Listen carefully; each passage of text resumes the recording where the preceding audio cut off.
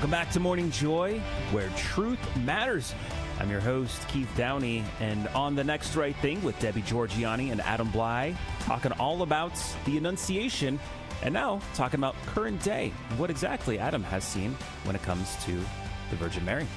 Without further ado, Debbie and Adam, take it away. Thanks so much, Keith. You know, for a moment, I just want the Morning Joy listeners to just really think about this, okay? So Adam probably in the past couple weeks, maybe couple months, encountered the Blessed Mother being able to be called in by her son to end a possession case. So, Adam, when was the last time you heard of that happening in one of the cases that you were working on? Well, this happens probably 9 times out of 10 when the final demon is being cast out and the case is going to end that day. Mm-hmm. So I guess a couple things. Mary, let me just tell this story. So we were dealing with a case, and I've told this story before, but it's worth repeating. We were dealing with the actual Satan. There's a number of reasons I'm confident it was the actual Satan that I'm not going to get into. And if you don't believe that, that's fine. It was a demon. You can believe that too. But, we were being attacked physically quite a bit. This is a possessed person, so there's Satan was in a body and had a lot of strength, and so we were being physically attacked quite a bit. And so he took me to the floor. So we're kind of on the floor trying to roll around and control him and not get hurt and all of that. And by the way, Jesus protects us, so there's no actual damage ever done. You might have some scrapes and bruises at the end of the day, but you're fine. So anyway, obviously Father's praying the exorcism prayers, and there's other people kind of standing around, trying to be helpful. And I was just saying the Hail Mary quietly in the ear of the person, because right. I was kind of being pinned by the person and we were close. And so I was leaning in and whispering the Hail Mary, not to interrupt what Father was doing and not overshadow that or cause any confusion. I was just quietly praying myself, because you're supposed to always be praying, as you're assisting. You mean the team? The team, of course. Okay. I mean, got it. This is going on. You should be saying some type of prayer, and most people have rosaries. And there was a moment where suddenly the person's voice, the human's voice, came out of their mouth. And they said, "Don't stop praying that. Don't stop praying that. Don't stop. Don't stop." And I just kept saying the Hail Mary. And then they went still. They stopped thrashing and moving. Mm-hmm. And then this shudder went through them really quick, almost like a little seizure ran through their body, and suddenly they went limp, and then burst out crying, and stood up and hugged everybody, and tears streaming down their face. Their face was radiant, with happiness, and they were freed. And what they and immediately received communion, went to confession, received communion, on, and have been free for years now. Okay. What they told us afterwards was, in the midst of things, mm-hmm. they kind of came to their senses and heard the Hail Mary being prayed. And they remember saying, "Don't stop, don't stop, that's doing something." Mm-hmm. And then they said they were confused because they saw a woman in the room that wasn't one of the women that are our witnesses. We always have a group of older women that are witnesses. You're never alone during these exorcisms, right? For safety for everybody. And they said, what? They thought to themselves, "Who's this other woman? I'm right, so embarrassed. I'm on the floor and this terrible stuff is going on, and this stranger's here. Oh my gosh, I'm kind of I'm upset." Mm-hmm. And then they realized, wait a second, she's approaching me from the wall high up. And she was actually approaching from an icon of Our Lady of Perpetual Help, one from the 1200s, and had kind of walked into the room from there, but that's about 15 feet off the floor, and they're walking towards her, and they said, this woman approached, and then I was thinking how beautiful she is. Mm.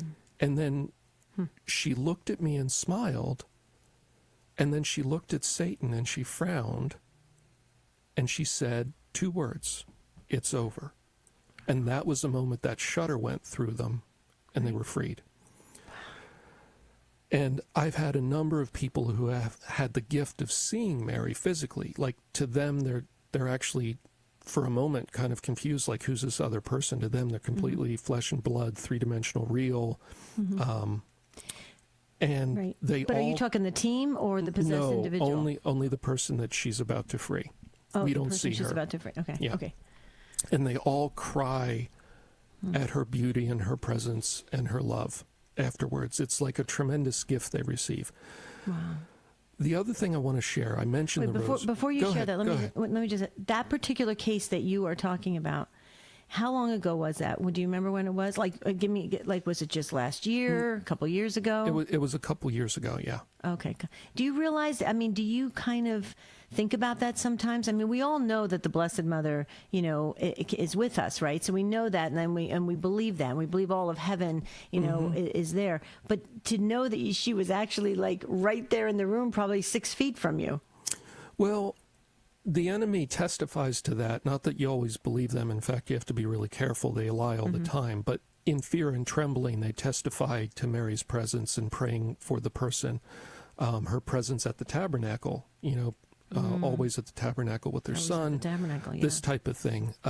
So she is testified as being, interceding and being present for her children, and the people we're praying for at least once a month in one of the cases. Right. But doesn't that just blow you away that she was yeah. just so close to you? Yeah. Yeah. Oh, wait. Okay, so go ahead. You have about 2 minutes, so finish what you were going to say, because I think this is fascinating. The other thing I want to share, and this has developed in the last maybe 2 years. So I have a particular rosary, and I'm holding it right now. It's one of those paracord rosaries with steel beads, like super durable. I picked it up down in Texas at a Fullness of Truth conference. I haven't seen the guy who made these since. I don't know if he still makes them, but it's, super rugged. This is the one I take to sessions. And one thing I've done over time, so if you imagine taking a rosary and draping it over your wrist, right? It's just loosely hanging there. Yes. And then slide your other hand through. So your hands are kind of in a prayer position, but the rosary's draped over, both wrists in a loop. It's not tied, it's not tight. There's, it's just draped there. I will do that during sessions now when, because these things are often violent, they'll scratch us, they'll hit us, they'll try to twist things, whatever. I drape it over their wrists and the hands stop moving. Wow. Now, in a few cases, the hands have been able to move, and I had one spirit say, I'm going to break that rosary. I'm going to break that rosary, this demon. And, it grabbed it and it said, I'm going to break it finally. And grabbed it and gripped it hard and then paused and gently held it out and placed it in my hand as if they were told, no, you're not. Hand it back to him. And, I've had another one as we were praying, and it was touching their arm, because I was just holding them gently, and it was touching their arm. It looked down and it said, those beads are special. Oh, wow. Wow. So I just want to encourage people about the rosary is the greatest deliverance prayer, really, in my opinion. Amen to that. Adam, I have to just share with you, I think I can speak on behalf of all of us that listen to you. Thank you so much for sharing these very real stories with us, because it helps us to fall even more in love with our spiritual mother, and to even be very aware that everything we believe is true. And so thank you for doing that, Adam. Have a beautiful rest of your day on this wonderful Feast of the Annunciation. And for now, we'll hold it there and send it back to our incredible host, Keith Downey. Oh, wow. Thank you so much, Debbie and Adam. And wow, I don't know about you, but I could listen to Adam's stories all day long. It's a shame we only have, 30 seconds left now. But hey, one thing that I saw, it's from a Church Pop article, but Mother Angelica's full religious name was Mother Mary Angelica of the Annunciation. It's fun. I love how some of these things come together like that. There's a whole article about it where she talks and explains why she chose that specific name. So make sure to take a look at that. But hey, coming up next, what does St. Thomas say about almsgiving? And what is almsgiving in general? It's a good way, or it's a good thing to know, especially during Lent, when that's one of the three things that we should be partaking in. So we're going to take a quick little break, and on the other side, Dave Palmer is going to be sharing all of that information. He's going to be thinking out loud with us right after this break, so we'll be right back.